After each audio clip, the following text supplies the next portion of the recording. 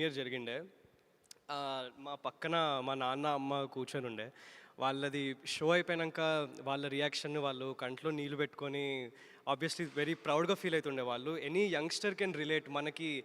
మన పేరెంట్స్ మన వల్ల సొసైటీలో ప్రౌడ్‌గా తలెత్తుకొని మా పిల్లోడు ఇది చేసినాడని చెప్పుకుంటే ఎంతో హ్యాపీగా ఉంటది. అందుకు నిన్నటి నుంచి నేను వెరీ ఓవర్‌వెల్మ్డ్ ఉన్నాను. ఈ ప్రాసెస్‌లో ఎంతోమంది కొత్త ఆర్టిస్ట్ కలిసారు నాకు. మైక్ కొంచెం ఎంతోమంది దగ్గర పెట్టుకోరా. సారీ. ఎంతోమంది కొత్త ఆర్టిస్ట్ కలిసారు. ఎంతోమంది నాలాగా ఒక పేరు చేసుకుందాం మనకి అని వచ్చినోళ్ళు కలిసారు.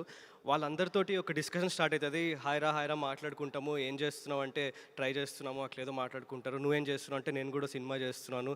అవునా ఎవరు అంటే గుణశేఖర్ గారు అనే ఒక్క పేరు ఆ కాన్వర్జేషన్‌లో ఎప్పుడైతే ఎంటర్ అవుతదో అప్పుడు ఇమ్మీడియేట్‌గా నేనంటే కొంచెం ఒక రెస్పెక్ట్‌తో చూసేవారు. కొంచెం నన్ను సీరియస్‌గా తీసుకునేవారు. ఎనీ యంగ్‌స్టర్‌కి మనకి అవతల ఒక పర్సన్ కొంచెం రెస్పెక్ట్ ఇచ్చి మనం చేసే పనిని కొంచెం వాల్యూ చేస్తే అది చాలా హై వస్తది. Sir thank you so much. మీ పేరు ఎప్పటి నుంచైతే నా లైఫ్‌లో అసోసియేట్ అయిందో చాలామంది నన్ను డౌట్ చేసినోళ్ళు లేకపోతే ఎనీ యంగ్‌స్టర్‌ని క్వెషన్ చేసేటోళ్ళు ఒక రెస్పెక్ట్ ఇచ్చారు. Thank you. మా అమ్మగారు కూడా నేను యాక్టర్ అయిదాను అని కాలేజ్ ఆపేసినప్పుడు ఒక వారం రోజులు సరిగ్గా మాట్లాడలే. అంటే ఆ టేబుల్ మీద ఫుడ్ పెట్టేది, పప్పుచారు పెట్టేది, ఆ గిన్నెతో అట్లా సౌండ్ చేసేది. నాకు తెలవాలి నేను వచ్చి తినాలి అని. అదే అమ్మ నిన్ను చూసి కళ్ళలో నీళ్ళు పెట్టుకొని ఏడ్చి చాలా బాగా చేసినావు నాన్న అని చెప్తే అది మీకు నేను వర్డ్స్‌లో డిస్క్రైబ్ చేయలేను అది. Thank you so much sir. అలాగే ఈ సినిమా చేయడం ఒక ఎత్తైతే ఇంత మంచి ఆర్టిస్ట్ నాకు ఫస్ట్ ఫిల్మ్‌లోనే నా చుట్టూ ఉండడం ఇంకా వెరీ లక్కీ నేను. భూమిక గారు కానీ, సారా కానీ అలానే మా కొత్త వాళ్ళైనా కూడా పృథ్వీ, లిఖిత అందరి నుంచి నేర్చుకునేవి చాలా ఉన్నాయి. నాకు ఎంతో మంచి మాటలు చెప్పి ఇంత ఎర్లీ స్టేజ్‌లో నాకు ఈ ఫౌండేషన్ పడడం నిజంగా చాలా లక్కీ. ఇంకా మెయిన్లీ ప్రొడ్యూసర్స్ గురించి చెప్పాలి.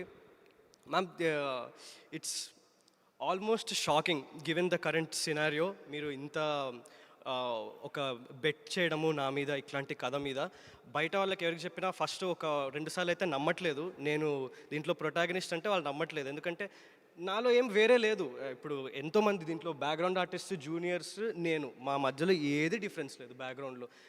మా పేరెంట్స్ ఇద్దరు టీచర్స్ చిన్నగున్నప్పుడు. సో నేను చాలా నార్మల్ ఫ్యామిలీ. నేను నా టాలెంట్ తప్పితే there is nothing extra or special that I bring.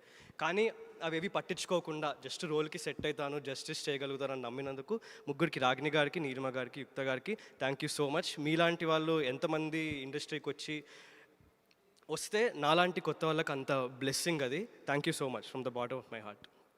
అంతే అండి. మాకు ఎంతో ఎంజాయబుల్ ఎక్స్పీరియన్స్ ఇన్న సినిమా చూడడం. మీకు కూడా అందరికీ ఇవాళ సాయంత్రం చూసినప్పుడు, రేపు ఆడియన్స్ కూడా చూసినప్పుడు అదే ఫీల్ అవుతారని, ఒక స్పెషల్ సినిమాని మీరు కూడా అంతే స్పెషల్గా ఎంజాయ్ చేస్తారని కోరుకుంటున్నాను. Thank you once again. Thank you. ఎలాగో బ్లాక్ బస్టర్ రెస్పాన్స్ చూసి